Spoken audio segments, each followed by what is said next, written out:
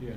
Now using our Excel data and drawing a graph from MySQL, no, and to Excel. Remember, this is our record. You can do this. You can remove this. This is our very data. What you can do, you can either export this very record if you want to export, which when you click there, you don't have it. Now that export means I've not turned to CSV. I can turn to CSV from here, because CSV will communicate to MySQL, sorry, to Excel. And I click go, I should be in the bottom, download it here. So when you click there, the stuff, you should have something of this sort.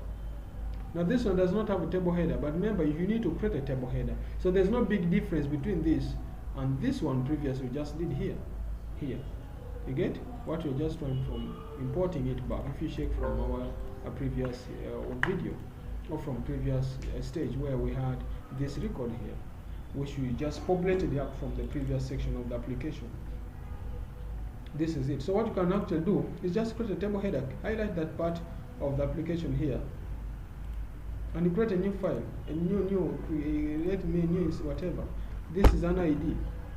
This can be name of a person. This can be age.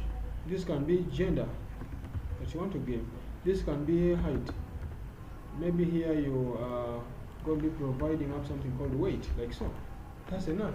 So you want to make a graph of what? A graph of gender versus maybe a graph of name with someone's height, or graph of gender. You just click there, and a graph of gender. Sorry, a graph of gender with the height, if that's what you want. Or maybe a graph of gender with one as a graph of gender, someone's name with someone's age. So just click here, and then you say you want to make a graph. You want to come up with a graph. So you just click and say we're going to insert a graph from here. So you can either decide which type of graph you want to come up with. If you click there and you say maybe that's it, you will come up with that's a graph. But it's coming up from your Excel sheet, which this data is coming back from MySQL. You get? So you can use MySQL and you play around with your Excel and come up with the real data. There's someone who can say, yeah, this data is coming from Excel. Yes, it's coming from Excel. Give it a title.